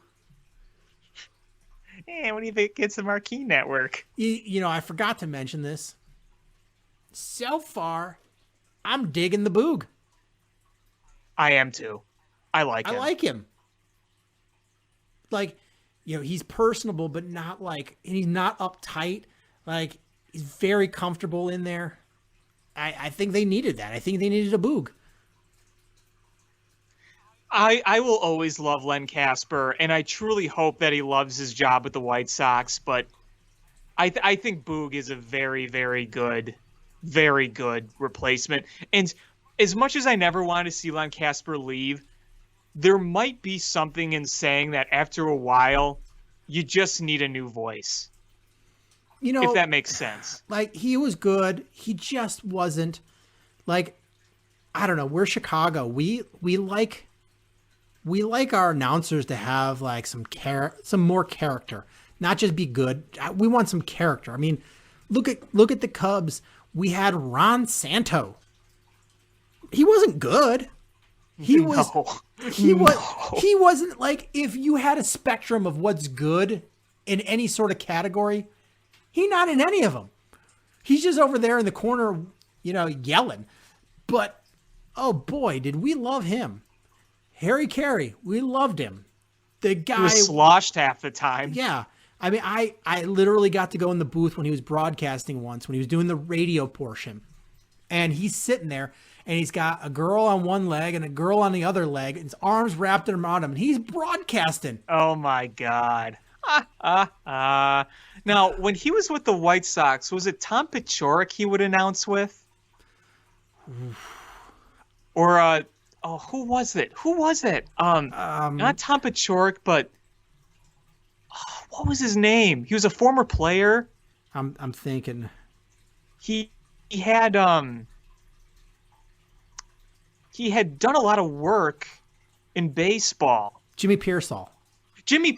Thank you. Jimmy Pearsall was actually, I think was his longest partner. Even longer than Stone? I believe so. Really? You sure about that? Let me look it up on the Google. Oh, geez. Oh, good. Contreras just got hit in the head. Well, he looks to be okay. I mean, he's got helmet hair, so he's all right. He's double helmeting it. Whew. Yikes.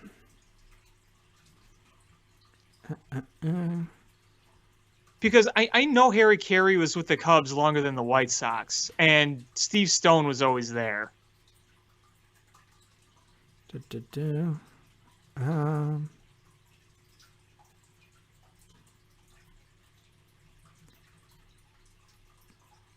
Why is this so hard to find? We were talking about the Blackhawks, and now we're talking about Harry Carey and Jimmy Pearsall. I know. I'm about to get hit up with a paywall, aren't I? Oh, here we go. Harry Caray's broadcasting partners from 45 to 69, Jack Buck, Joe Garagiola, and Gus Mancuso, Stretch Miller, Mike Shannon, Gabby Street. With Oakland, Monty Moore.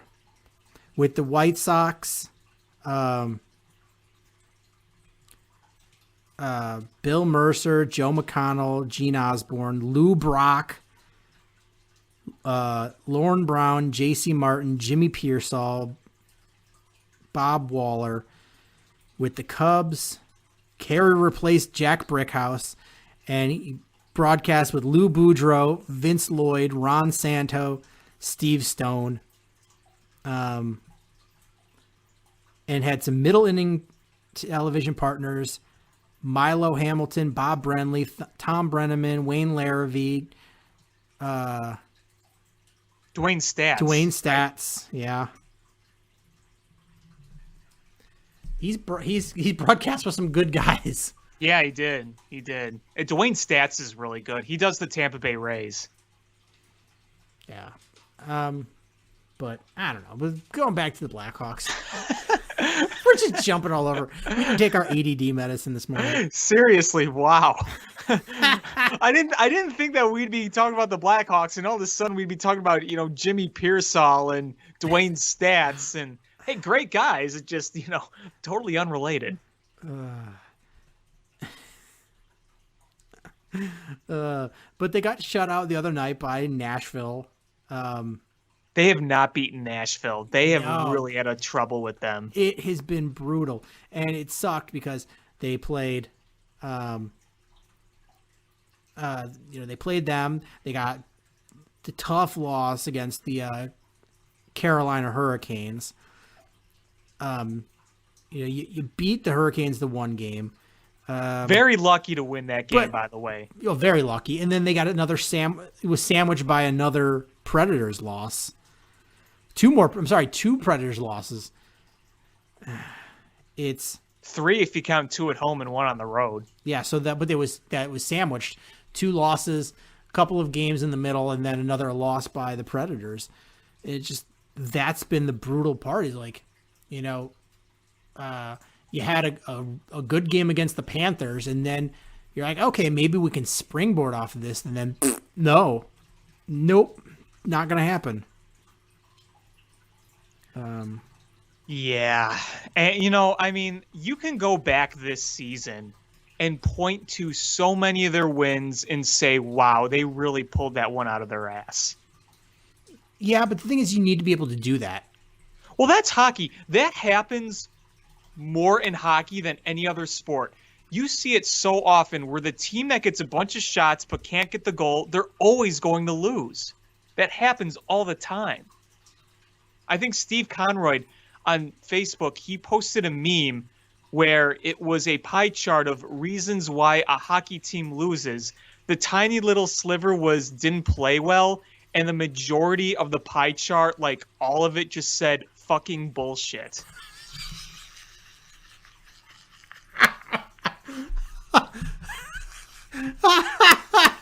Oh my, that is a great chart. Like, that is legit. Isn't that awesome? Oh man, I need that like tattooed on me somewhere. Yeah, I think if you go on like his Facebook. Who was this? Steve Conroy. Steve Conroy is pretty awesome. Not gonna lie. Yeah, he's really grown on me. Like, it's funny. He's so Canadian with that. Like, you're like, man, no personality. But then he just throws these like straight face zingers at you, and you're like, all right, Conroy, I like where you're going with this. Yeah, exactly. And it took me a little while to warm up to him, but I finally did.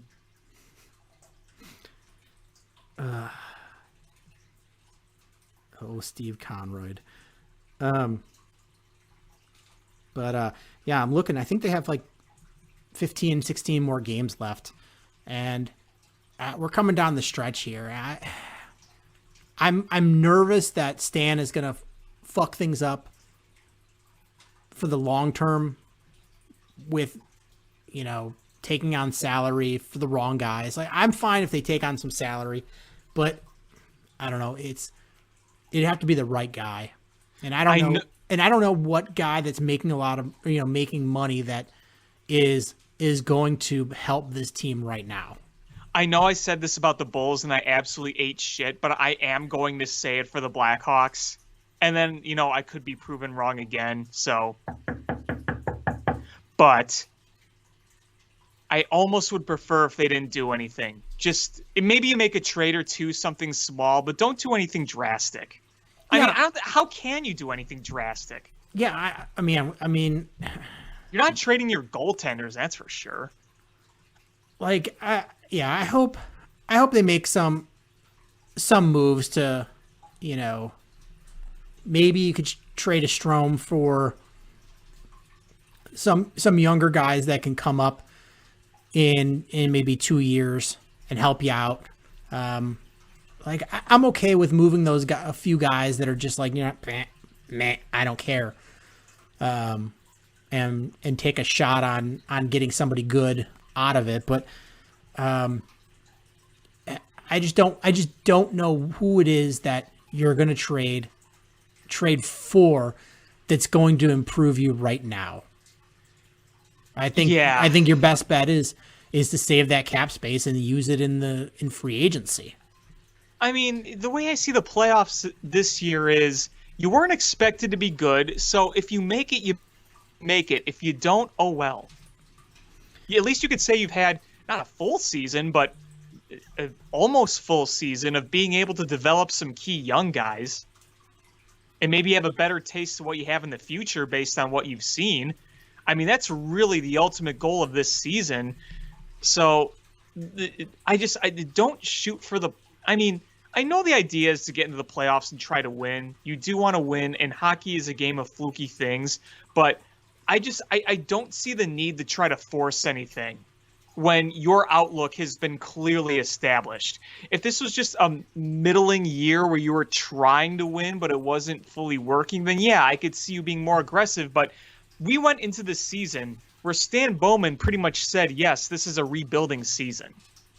Yeah, absolutely. This is a total rebuilding season, and yeah, don't screw things up for trying to make the playoffs this year, because looking at your schedule, it's not shaping up well for you. You got the next two are against the Stars, who have actually had your number this year, even though they're terrible. So of your last games, you've got the next two are against the Stars, and the last two are against the Stars. And they've had your number. After these two games against the Stars, you've got 2 at Columbus, 2 at Detroit, which you should win. Then 3 in a row against Nashville, who've owned you. And then after that, yeah, that's the one right there. After the 3 in Nashville, you go Tampa, Florida, Carolina,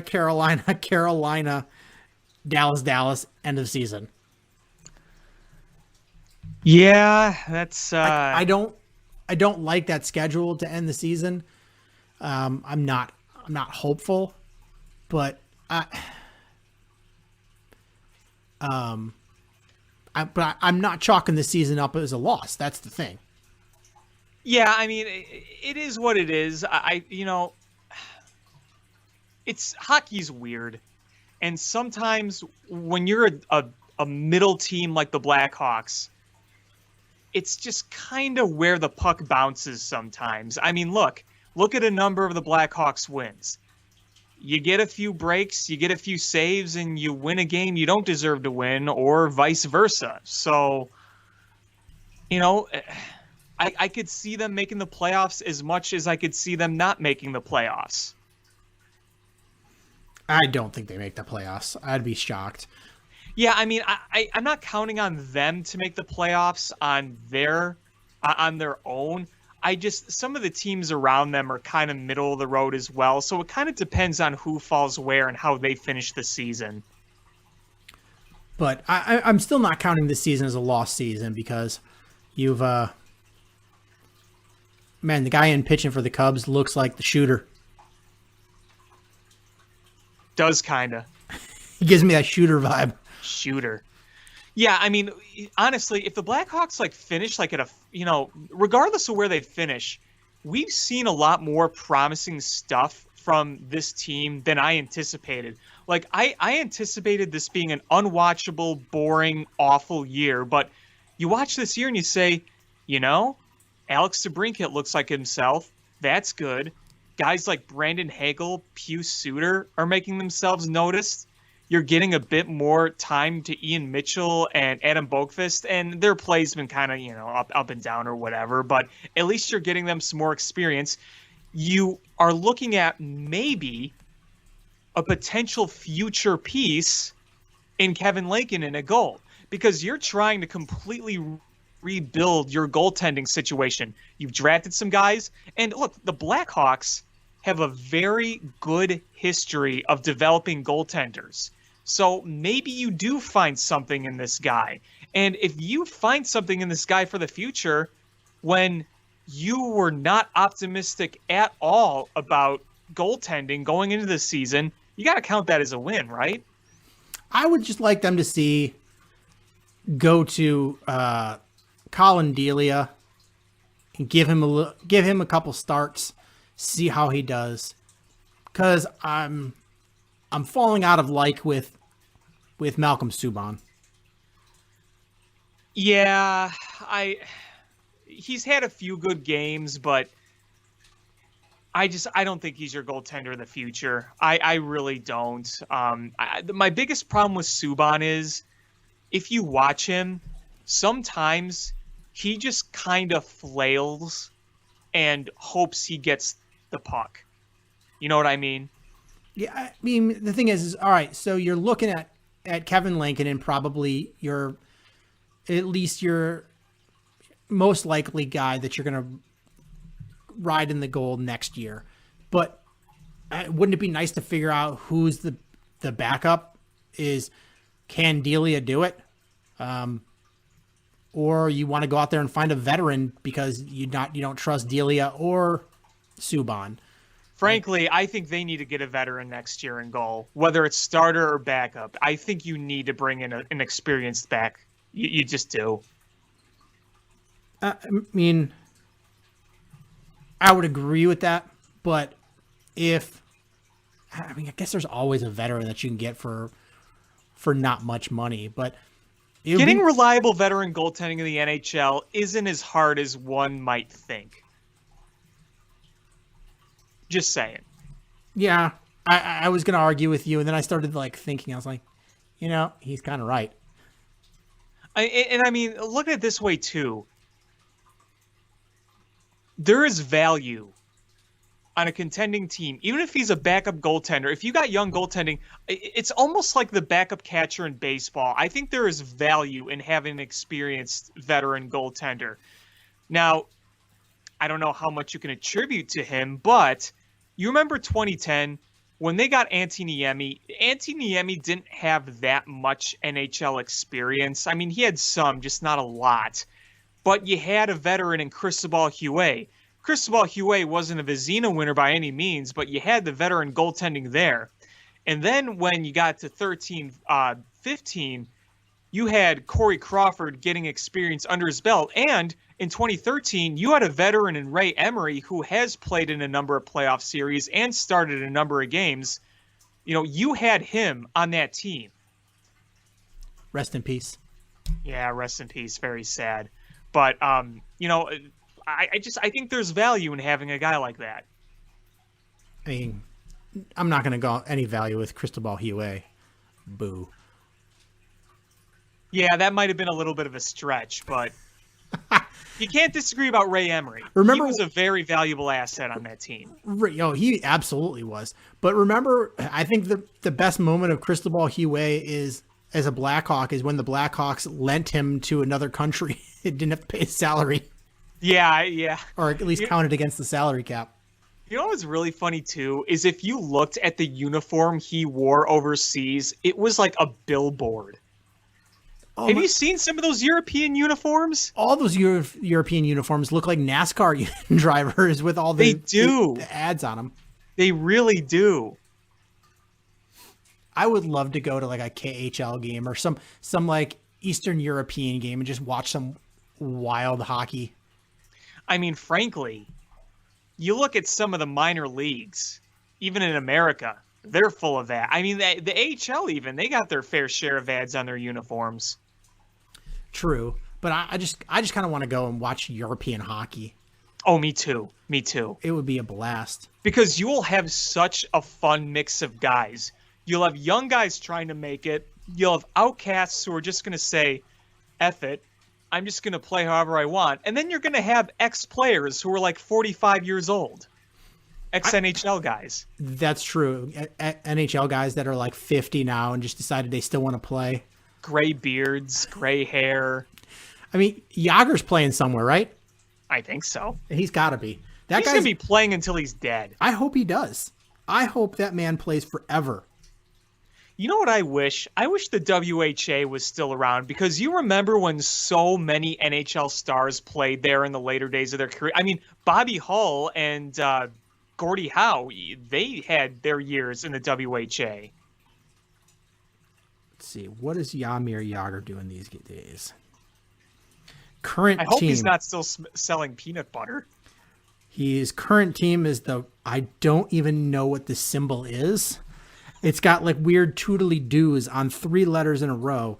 It's like Raitiri Kladano. What country? Where's he from again? Is he Czech, Slovak? I don't remember. He is Czech. He's Czech. Okay. It's his hometown team. Oh, he's from that's Kladno, cool. Czech Republic, and this is the Kladno team. That's so awesome. I bet the locals love that. He's still playing professional hockey, and he's 49 years old. Good for him, man. He has played for HC Kladno, Pittsburgh Penguins, Washington Capitals, New York Rangers, Avant-Garde Omsk, Philadelphia Flyers, Dallas Stars, Boston Bruins, New Jersey Devils, Florida Panthers, Calgary Flames, HC Bozen Bolzana. So that's right. The Calgary Flames were his last NHL team. Jaromir Jagr is the second most points in NHL history behind Wayne Gretzky.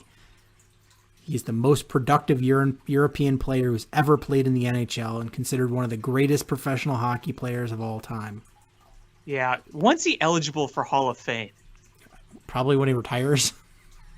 Well, I mean, has he technically retired from the NHL? I mean, he would totally go back to the NHL if somebody had him. Oh, probably. Let's see.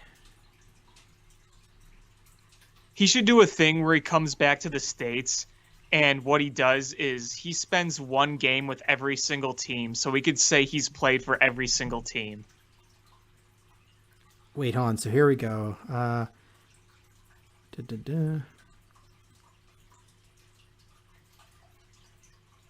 According to Fansided,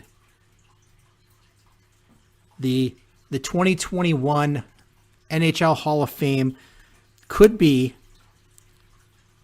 the Sedin brothers, Alexander McGillney, Henrik Zetterberg. Wait, why did he show up on this? Oh, why did he come up with that as an all? When is?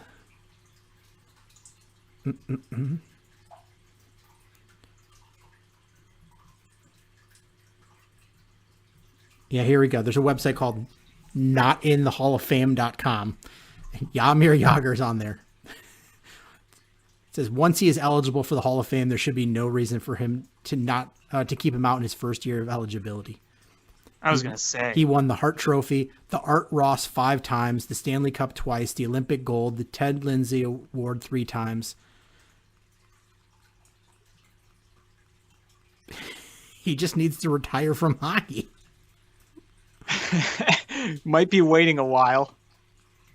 That would be amazing if he never made it in the Hall of Fame during his lifetime because he just played until he died. That would be something, wouldn't it? I mean, I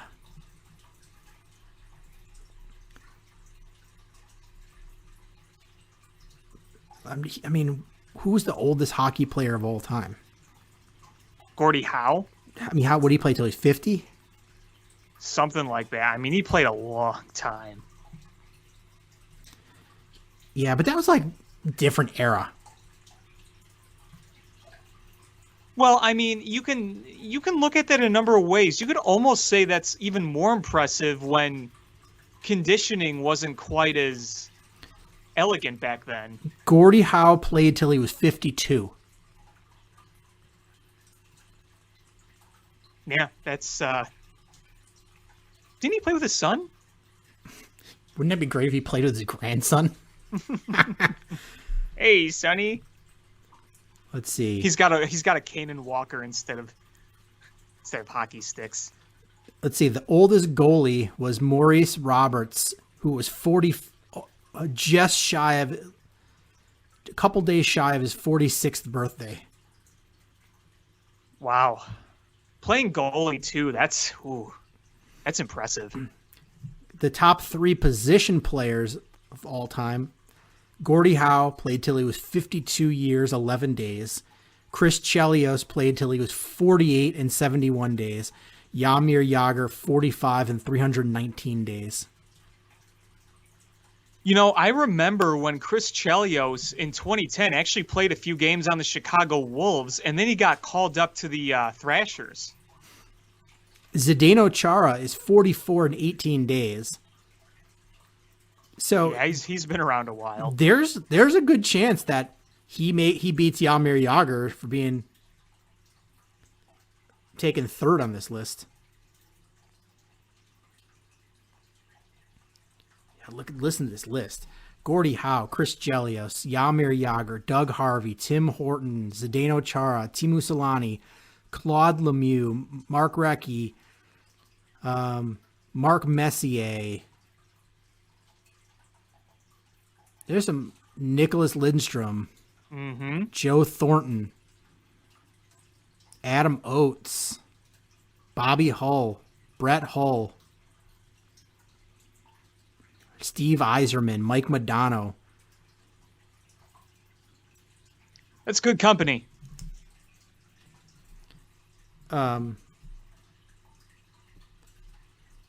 So one more question I have, and then I guess we could probably wrap it up. So Patrick Kane has how many goals now? That's a good question. I've kind of lost track. So he has, I think, didn't he just score his 400th? 400th, yes. That was against Detroit a few weeks ago. And actually, that might have been over a month ago now. So,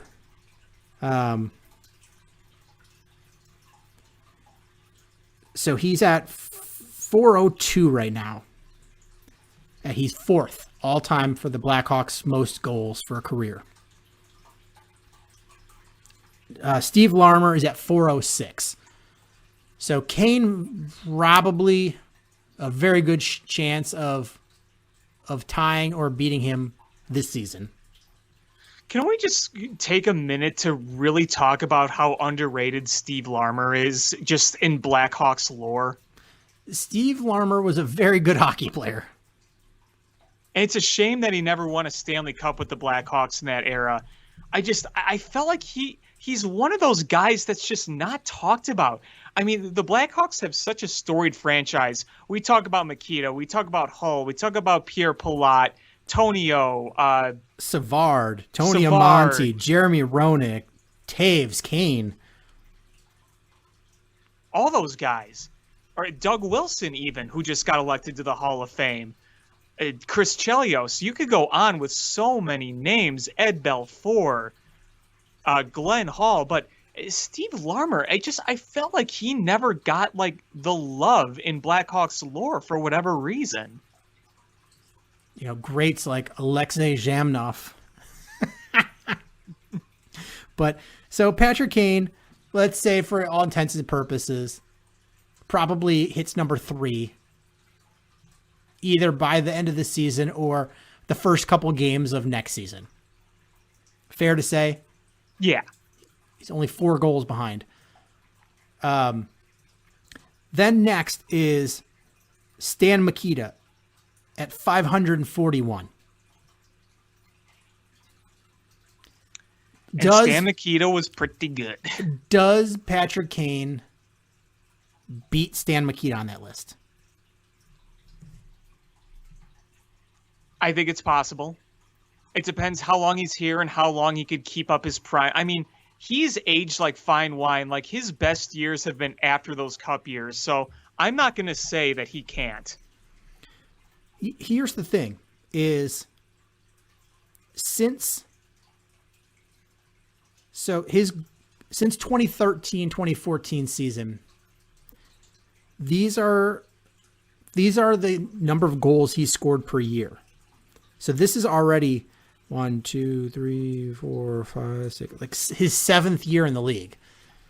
29 goals, 27 goals, 46 goals, 34 goals, 27 goals, 44 goals, 33 goals. And he's at 13 so far this year in a short 13, season. All right. So in a full season, he's probably looking at 30 goals a season. Yeah, roughly. If you kind of average it out. You average that out, and so we're looking at, let's say, 135 more. So 5 more seasons. That would put him around 37.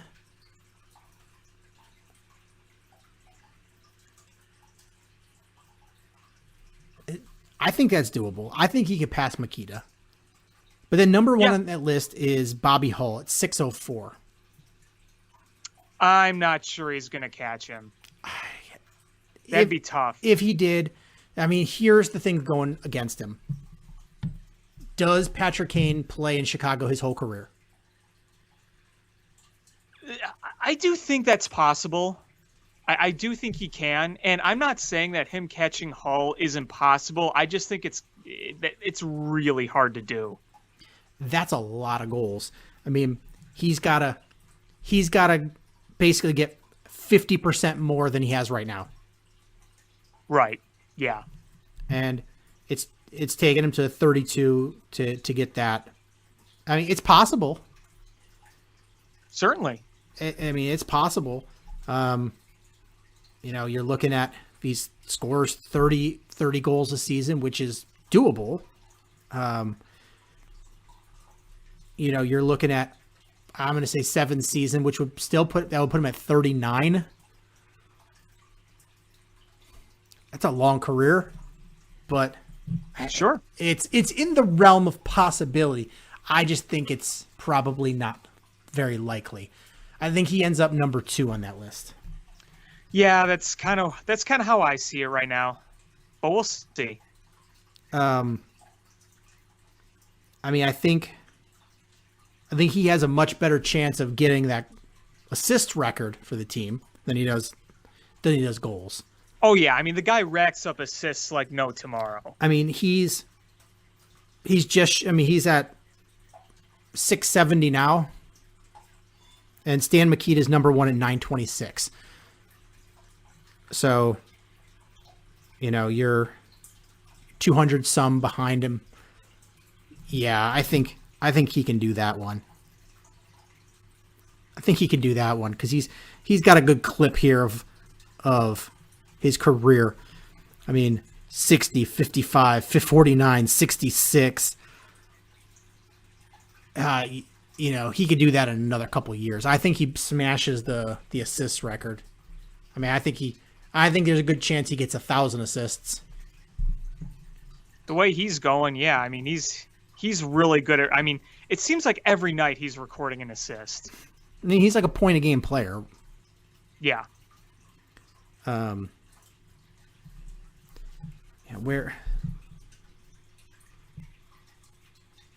Yeah, I think he realistically could hit 1,000 assists in his career.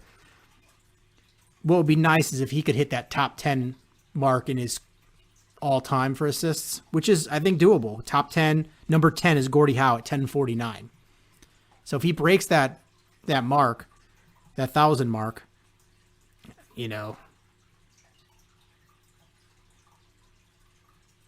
just won't never touch that Gretzky mark. Yeah, no one's touching that.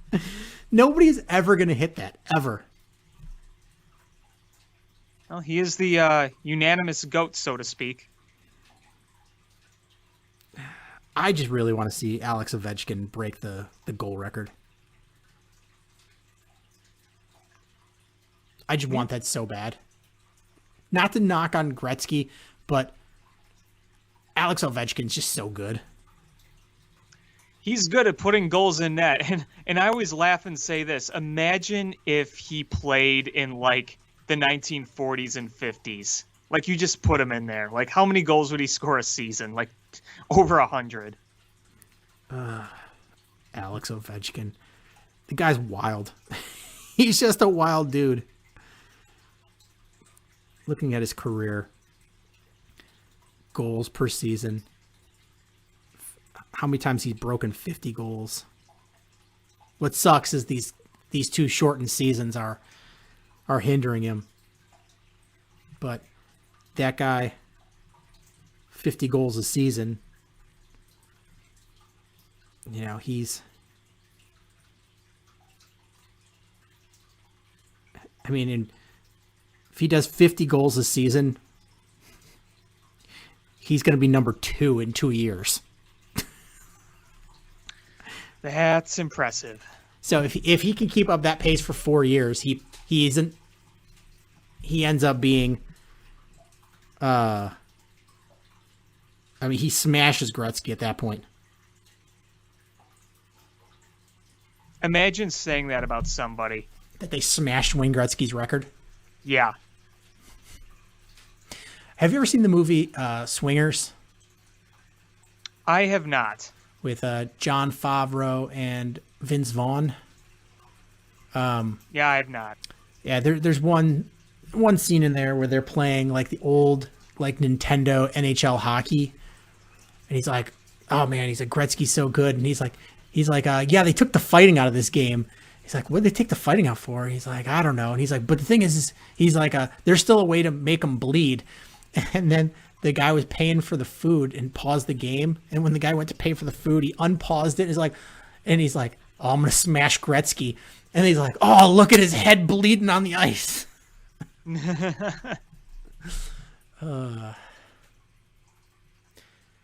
Is there anything else you want to talk about? No, I think I've said my piece. All right. Well, I think that's going to do it for this episode of Bill Swerski Sports Talk Chicago. I want to thank everybody so much for listening. Please hit subscribe however you listen to podcasts, whether it's iTunes, Stitcher, YouTube, TuneIn, Google Play, Spotify, etc. Share this podcast with your friends. That's how we grow the show. Follow us on social media at Swerski Sports, Facebook.com/Swerski Sports, SwerskiSports.com. And what's your new website again? I'm going to remember this. Alex Pat Sports Chat. Yes. So check out Alex, also on Cubby's Crib. And thanks everybody so much for listening. And until next time, bear down. Cubs win! What a lucky break! The good Lord wants the Cubs to win! We thank Ditka and God for all they have provided. Cubs win! Cubs win! Cubs win! Oh, I don't want her, you can have her, she's a Packer fan. She can't fit in my van. And she looks like Remember, New Yorkers, smoking crack is not legal on planes. Bears 31 to -7. The Bears! Oh, when the Bears go bearing down.